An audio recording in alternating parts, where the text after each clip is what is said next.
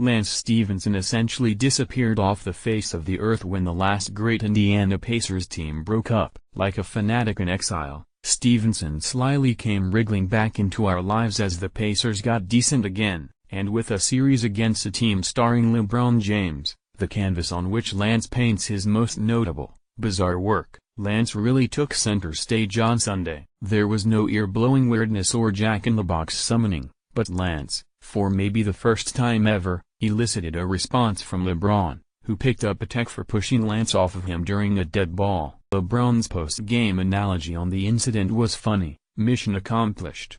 Lance's real coup de grace was the surreal finish with the Pacers down 3 and the Cavaliers inbounding. Stephenson tried to rip the ball from Jeff Green but ended up getting Green in a headlock and tackling him. Somehow, things got even weirder from there. We'll let Whitney Medworth explain it.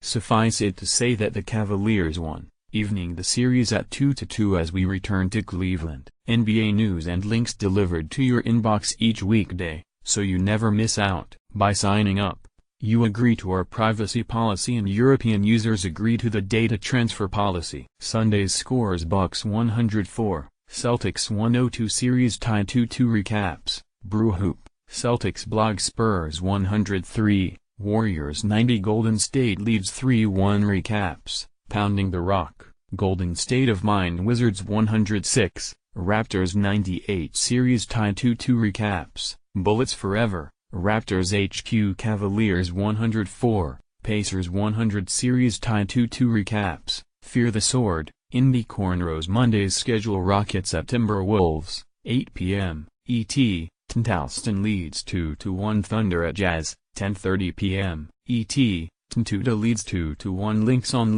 links. Word to Manu Ginobili, who had a fantastic performance in what could have been the final home game of his career, should he retire this summer. The Spurs found their stroke and the Warriors have now lost as many games in the 2018 playoffs, as they did in the 2017 postseason. The end of Bucks Celtics was special. It's weird for a No.2 seed to feel good about a loss that evens a series, but the way Jaylen Brown and Jason Tatum played down the stretch really will pay dividends in the future when Kyrie Irving never passes to them in crunch time. Just kidding, love you Kyrie. The Raptors lost to the Wizards despite Bradley Beal fouling out with a few minutes left on a totally bogus call.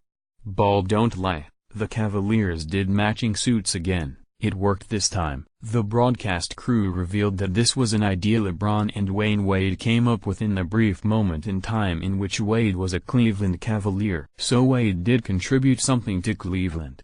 LeBron bought these dudes 2 beautiful suits, but can't Tyronn Lue get one too so he doesn't have to have fashion debates with Pacers fans? Playoff Rondo is real. I wrote about whether the Blazers can really find implicit joy in their journey if it ends in embarrassing defeat. Portland has seemingly been trying to push the narrative that losing to a lower seed isn't a big deal because everyone in the West from No. 3 to number 10 was bunched up. 2 things: A, the Blazers didn't just lose, they got run out of the building, and B, it's not actually beneficial to remind everyone that Portland was a couple games from being out of the playoffs entirely.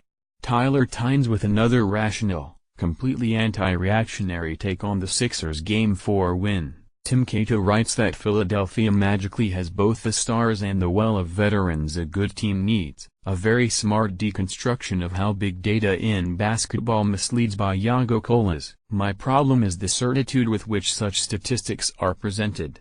In related news, basketball Twitter is getting less fun every day. I don't tweet anymore in part because everything is so toxic and everyone has so much conviction in their opinions that everything is a fight. Why? What's the point? There isn't enough to argue about in this world that we need to go to the trenches over Al Horford like every second day? Relax, people, stop fighting all the time. Be nice. Spread joy. Beautiful Mark Stein meditation on Jimmy Butler helping return playoff joy to Minnesota. Enjoy the games. Be excellent to each other.